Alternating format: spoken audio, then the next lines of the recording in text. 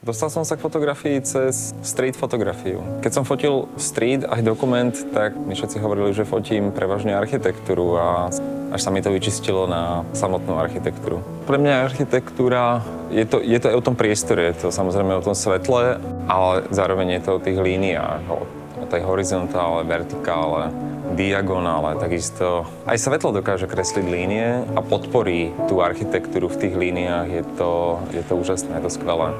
No budem tu musieť ísť teda na širšie ohnisko, to tak vyzerá. Zároveň nemôžem tak príliš cúvať, lebo je tu veľa stromov a prekryjem celú architektúru.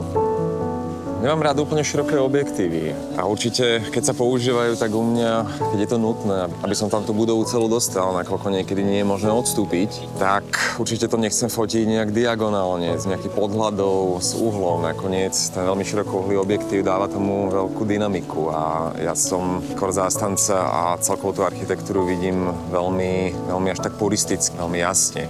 Pred týždňom som tu bol na obhliadke a tento nános, tento transparent tu vôbec nebol. Zároveň tu neboli ani vývesné tabule, no a vôbec sa mi to nepáči, lebo popiera to architektúru. S tým nánosom a s tou špinou sa človek stretáva často, ale nastávajú samozrejme situácie, že budova je zabývaná, sú tam nánosy a vtedy potrebujem aj čistiť. Potrebujem to čistiť kompozíciou, hľadať správne uhly. Budeme musieť nafotiť len ako skicu a budem sa sem musieť vrátiť.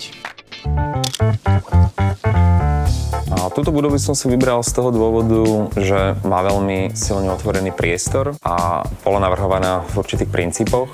Jednoduchosť, otvorenosť a pravdivosť. Moja fotografia by sa dala tiež definovať týmito princípmi. Konkrétne mám vodováhu, ktorá je pre mňa extrémne dôležitá a následne mám grid, ktorý je úplne rozdelený na zlatý rez a ja vidím čistú architektúru.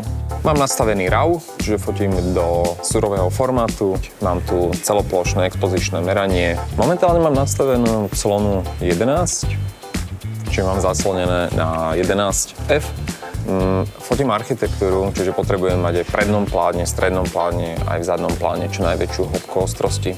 Preto cloním na limity objektívu, respektíve na vrch jeho ostrosti. A čas, ten môžem preveriť. Momentálne sme na čase okolo 1,6 sekundy pri clone 11. Mám tu nastavenú samospúšť. Samospúšťou fotím preto, lebo aj keď sa vám to nezdá, ale sú stále jemné otrasy, čiže dávam si samospúšť na minimálne 2 sekundy, kedy sa fotoaparát úplne zastabilizuje a zosníma snímku. Je to taká dilema, že čo vyfotografovať. Som z toho trošku taký nervózny, lebo znovu sú tu nánosy. Ako všetky objektívy, ktoré používam na fotenie architektúry, majú funkciu tilt shift a korigujú perspektívu. Vďaka ním nemusím nakláňať fotoaparát smerom nahor alebo smerom nadol, ale pohybujem štandardov objektívu tak, aby som si tú architektúru udržal v líniách, ale zároveň som sa vedel na ňu pozrieť viac z nadhľadu alebo viac z podhľadu. Vďaka tomu moje fotografie veľmi lineárne, či už horizontálnej alebo vertikálnej polohe a tá fotografia je úplne čistá a pre mňa znovu je veľmi objektívna. Je to skvelá vec. Používam to v interiéri, používam to v exteriéri a bez toho si to už neviem ani predstaviť. Pre mňa je zaujímavé vlastne to interiérové schodisko. Ten pohľadový betón ako materiál je veľmi zaujímavý pre mňa. Zároveň je tam nejaký pohyb, sú tam ľudia, ako ide diagonálne a prekrýva sa. Sú tu línie. Je to pre mňa taký obraz grafický.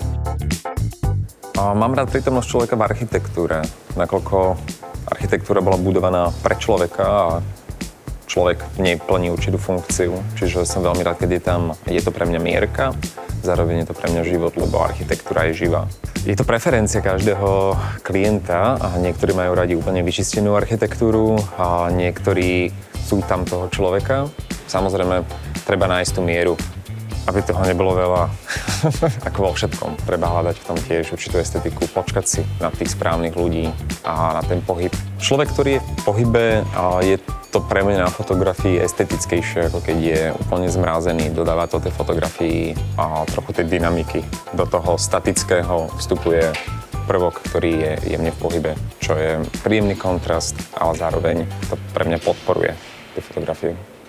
To, prečo si ma ľudia volajú, je môj prístup, je moja nejaká objektivita, možno aj tvrdosť. Je to v podstate taká poctivá fotografia v rámci architektúry.